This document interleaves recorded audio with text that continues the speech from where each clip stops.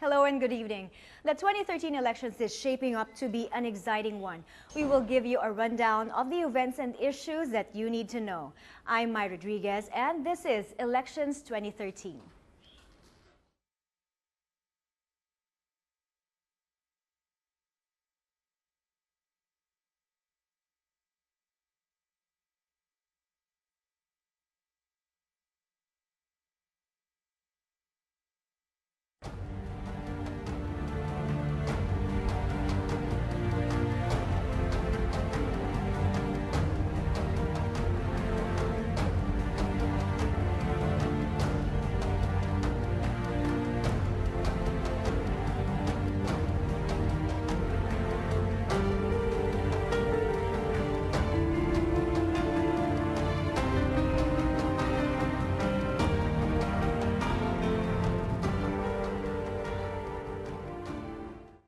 With me tonight is our resident election analyst, former COMELEC Commissioner, Attorney Gregorio Larrazabal. Hi again, Goyo. Hi, How are you today? I'm okay. All right, in tonight's episode, we'll take a closer look at at the role of money in an election. Very timely as the campaign season draws near for national candidates. That's in February 12. We're live, of course, so you can join our discussion and tweet us your questions and reactions. Our Twitter account is at SolarElect2013. First, more on this topic. Let's watch this special report.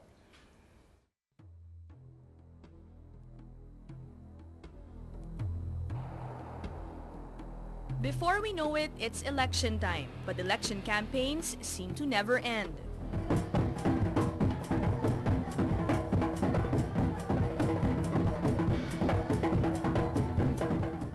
Truth be told, running in a public post has become too costly that it's only availed by few, either those who come from political dynasties or rich business families.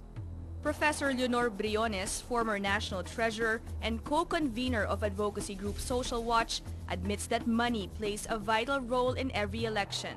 Politicians seek public positions, and in a democratic system, of course, they have to be selected by the voters, and they have to reach out to the voters. And if you have a huge population, you do everything to reach each and every one of them.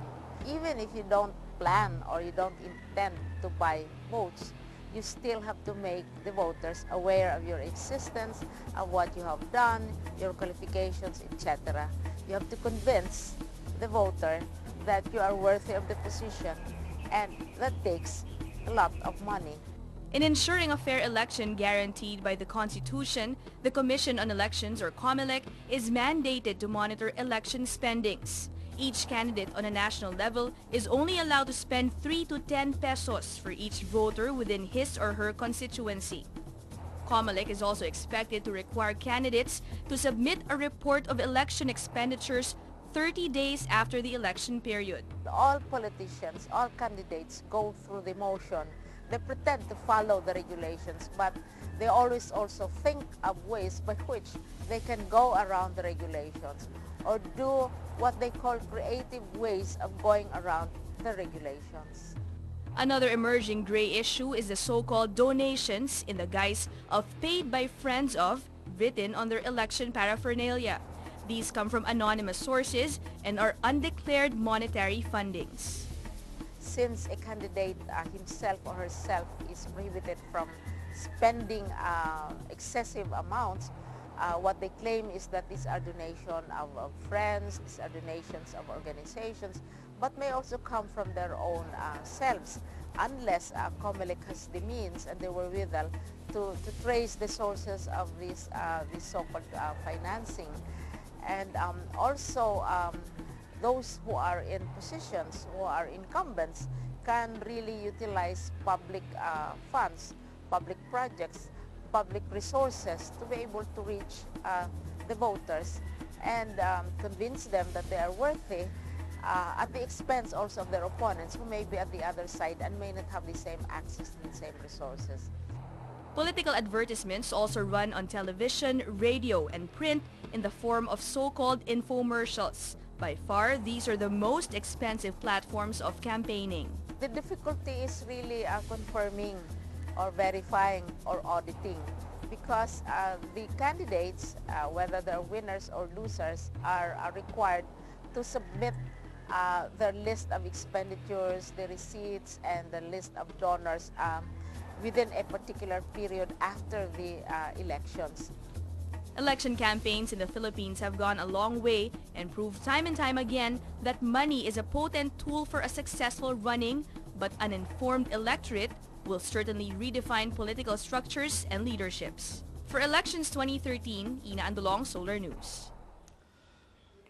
All right, with us again tonight is COMELEC spokesperson, Director James Jimenez. Good evening, Director Jimenez. Good to see you again. Thank you.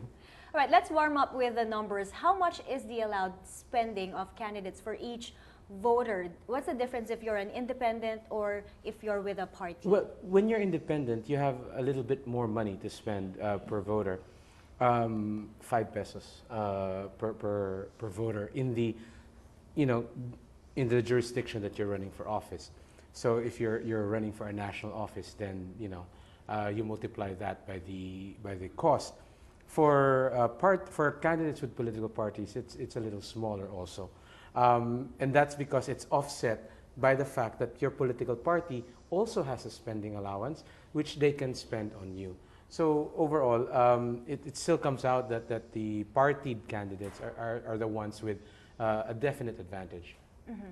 So how much specifically? If you're an independent, is it 5 pesos? 5 pesos, and if voter? you're if you have a party, then you're spending 3 pesos per voter. Is there a limit as to a party's, like you said, budget for spending? It's the same for the candidate with the 3 pesos per voter, and the political party has the same. All right. So essentially, if you're like if you're the star of your party, I would suppose, then theoretically you can have double the amount that you're originally allowed. Does this include spending for TV ads? Oh, What yes. aspects does this cover exactly? Campaign posters, T-shirts? It covers everything. It covers everything. Including travel? Including travel. With the exception, I'm not so sure about this, but I think legal representation is not part of the spending limit. Mm-hmm. But it practically covers everything. And that means that you take the money from there to put into your campaign materials, into your ads, into your sorties, into the food that you give, that sort of thing.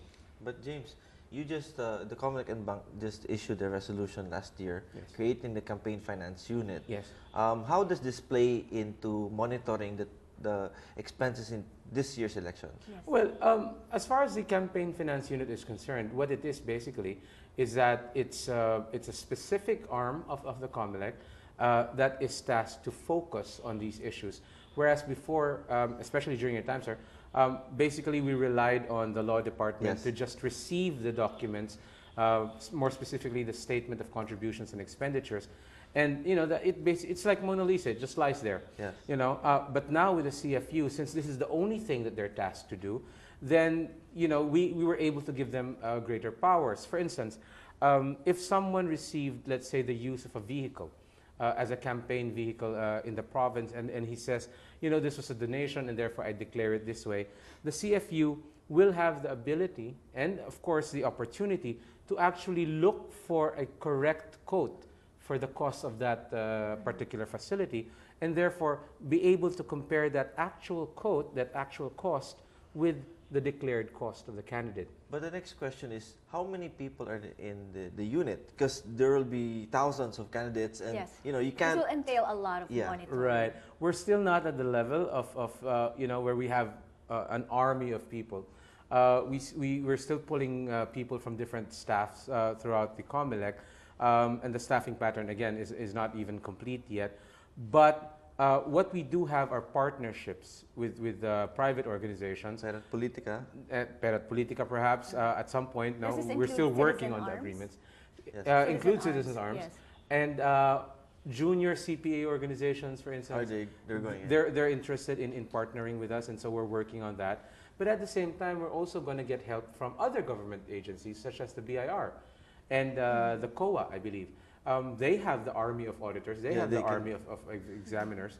And so it will be a situation where you have a focal point in the COMELEC, that's the CFU, and it will be essentially directing this group the activities of this group, even though they are not technically COMELEC So what you're employees. saying is basically you won't be able to examine everyone, but all the candidates are put on notice that we can examine you if we Well, we Yeah. will. We will, sir. That is a target that the CFU has set that for every itself. you'll check everyone. We'll check every Are they session. mandated to submit Yes, they are. spending? In fact, very early on, we entered into a memorandum of agreement with the Department of Interior and Local Government, the late Secretary Robredo. And that agreement says that for local candidates, they cannot assume office unless they have submitted the statement of contributions and expenditures. So we're not doing that for the Senate because right now, and for Congress, because right now they're not really covered by the authority of the DILG. And so we had to talk to the leadership of those houses. But at the lowest levels, where of course the violations are also very significant, we will be able to keep them from assuming office. But that's a good thing because unlike before, with previous Yeah. elections, you would have a lot of local candidates, even those who won, who wouldn't file any expenditure Right. Exactly. reports. After all, after you spent millions in your campaign, what's another 30,000 pesos in penalties? Exactly. You know, it doesn't matter. So what took the COMELEC So so long. long to create this I body? know, right? We started- Well, first of all, the thinking before was always that there would be a legislative solution to this. And in fact, that thinking hasn't changed. There is a legislative solution to this because it was a legislator that took away the don't sit yet before you file your certificate of contributions provision of the law. It was a Congress that took that away. But now, because Congress isn't acting, then we had to do something. And so we decided to do this. Now, one of the other things that might have triggered this burst of activity here is that over the past few elections, things just have gotten worse. You know, they haven't gotten any better. And even though before maybe, you know, it was already something that you would look askance at, but, you know, last elections, man, you saw how much they spent.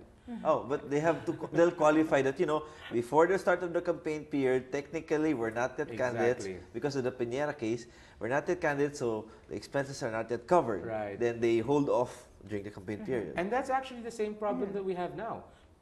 Precisely because now they know that the Piñera case effectively shields them, they've really poured all of their money into the pre-campaign period, which is why you see a proliferation of ads. Now, I bet you by the time the campaign period rolls around, those ads will be pulled. Exactly, because by that time they will be under the limitations of Exactly. the law. And besides, they've already put their faces out there. Yeah. All right. So this campaign finance unit has a lot of work cut out for them. So Oh, good yes. luck to you. Thank you. Up next, we'll discuss if monetary contributions from the so-called friends of candidates pose a conflict of interest once they're elected. Joining us later is a top official of NAMFREL. Don't forget to tweet us your questions and reactions at SolarElect 2013. We'll be right back. This is Elections 2013.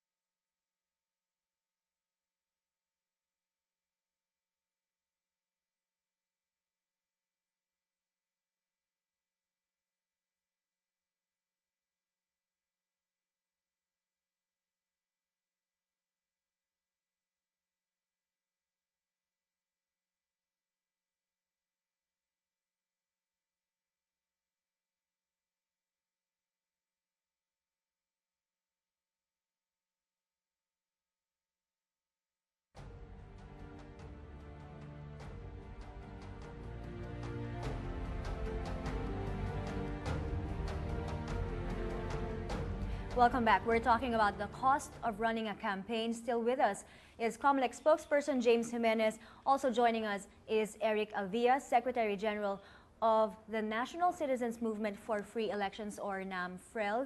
Good evening. Welcome to Elections 2013. Evening. All right, you've been accredited, NAMFREL has been accredited by the COMELEC as one of its citizen arms together with PPCRV for the midterm polls. You'll be assisting the COMELEC in information drives, as I understand, monitoring precincts and assisting voters. But does your role also include being an accounting arm of the COMELEC? Well, in the past months, we've been already hearing from COMELEC and various groups that were being touted to be the group to assist COMELEC in monitoring campaign finance. We all know that work has been done already since 2009 with Perat Politica, TAN, PCIJ.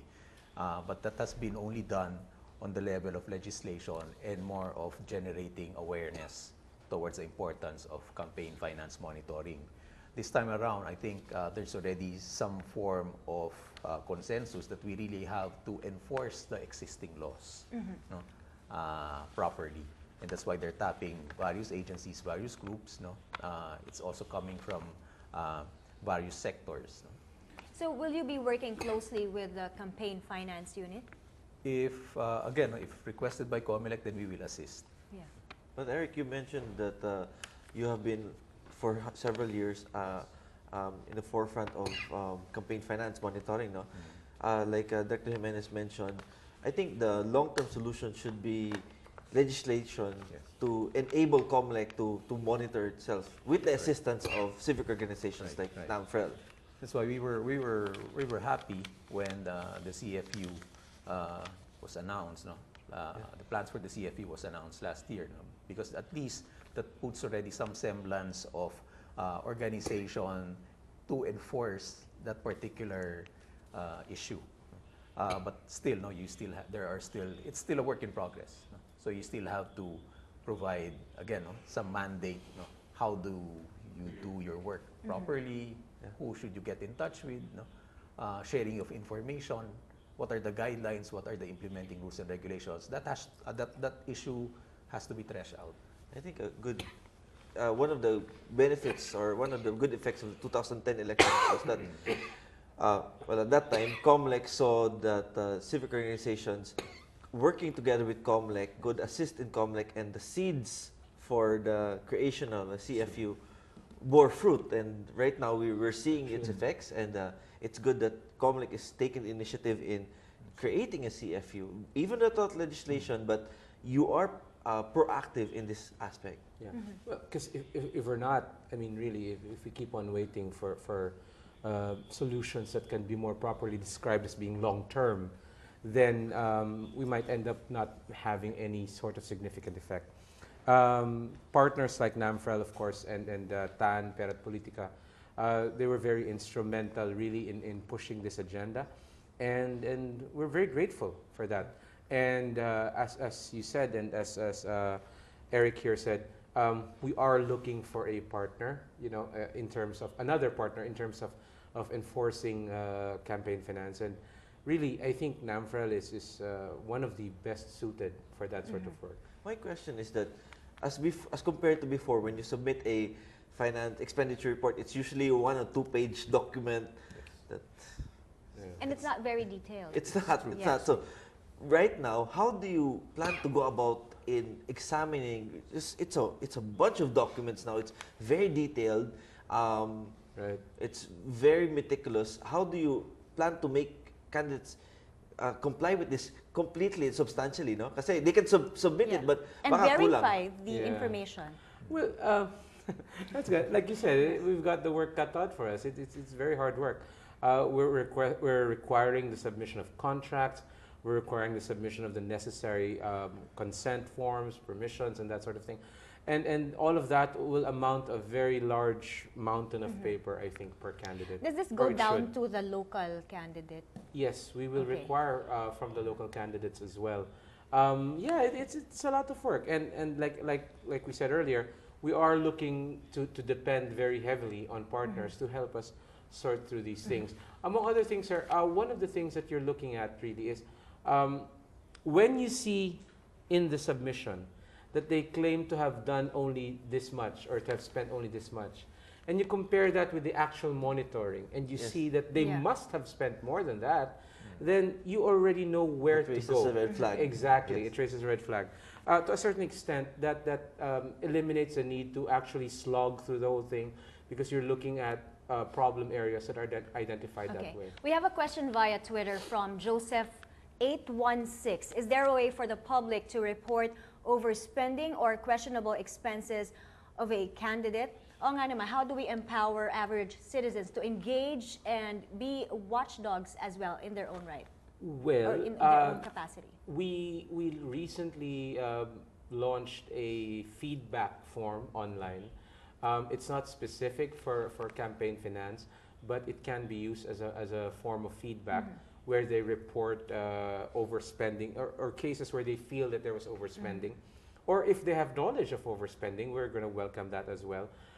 And you can reach us through our ordinary means. We announce hotlines and email addresses, But that sort of thing.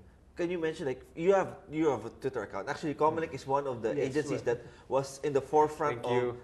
of cyberspace and social media. Yes. And what's your Twitter account? My Twitter account is @Jab Jimenez, JAB Jimenez, and we also have @Comelec TV. He's Comelec TV. very active, and when you post a question, he answers right away. I Is there just going to read be an account created for the campaign finance unit? I'm going to have to clear that with the Yeah. chairman of the campaign finance unit, but right now, @Comelec TV is acting like a de facto complaint center, really. So anyone who tweets @Comelec TV, we get the message and we just filter it. Yeah, we give it to everyone who needs to Okay, answer. what are the sanctions for candidates who violate the ceiling for spending or for expenses? And has anyone been sanctioned before? Well, that's the thing. You really only find out after the elections, and so it is an election offense to violate the spending caps. But in terms of practical solutions, during the campaign, those are not really possible at this stage. Again, because you only find out that they violated, you find out Yeah. for sure. But when after you've they've found submitted. out that they violated, how are they made accountable? Well, again, theoretically, you file a case for election offenses against them. You allege that they violated this provision and that provision, and it carries with it the normal election offense penalties. I think Commissioner Larrazabal would be familiar with that, no? Disqualification, All right. imprisonment, fines. All right. But what's important now is, again, the requirement that you have to submit the Yes. expenditure report within 30 days. If not, you will be prevented from assuming office. As far as local candidates are As far as concerned. local candidates. Yes. But that's a good start. That's a really good start. Yeah, we think so. Any cases that you can cite that this actually happened, or was anyone sanctioned? I think penalties. There were fines imposed on candidates before. We have a database of candidates who have failed to file, but the thing is, there are a lot of legal remedies that they can take. And normally, before we take any sort of concrete legal action apart from the penalties, they have to show a little bit of recidivism. They have to have done it several times before, because, well, again, like I said, a lot of these things, they surface only after they've already won. And considering the volume of the documents you have to review, you're only able to come to any conclusion after they've served the term. Now we go to the big question. Do big campaign contributors or so-called friends of candidates influence their policies or decisions once elected? Eric, what do you think? Okay. Well, one is I have yet to come across an individual, a big contributor, who has acknowledged, that he has contributed to a particular candidate. Usually, is this not disclosed? The big They would campaign? disclose, but usually it's funneled through another All right. group or another individual. So the question here is, do you think they would influence?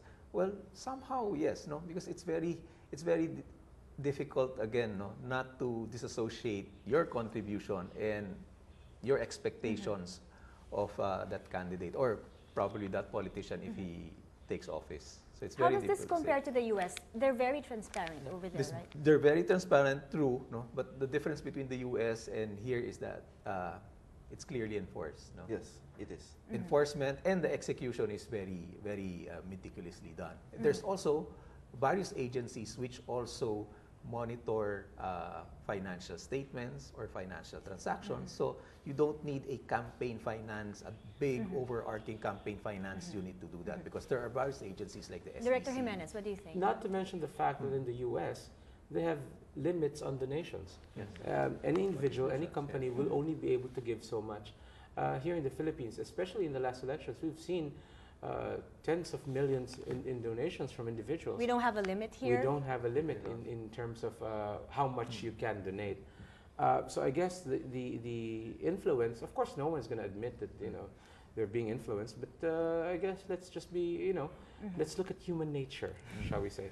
And normally, if you're given donations now, and you don't do anything for the person who gave you a donation, I mean, good luck trying to get another donation next time, right? How do- All right, Goyo, how your does- take on this. Yeah, how does this work with the Filipino trait of utang na loob? If somebody helps you, you have to help them back. I think that's something that has to be discussed thoroughly. But unlike in the States where, for example, I give a donation through Director Jimenez, there's a way and there's a system to check, to verify if that money came from me. In the Philippines, Wala rin. we don't have that. But we're far off as compared to the US. But the good thing now is we're getting there. We've been taking a few steps at a time, and sooner or later we'll catch up. It might not be in 2009, 2016, 19, but maybe in the next few decades. But we will catch up. There has to be consistent effort to enforce the laws and make sure everybody toes the line. All right. We'd like to thank our guests, Director Jimenez and Eric Alvia, Secretary General of NAMFREL. Thank you for being with us here tonight and braving the traffic. All right. Tune in again next week as we discuss and dissect election issues that matter to you. I'm Mai Rodriguez, and this is Elections 2013. Good night.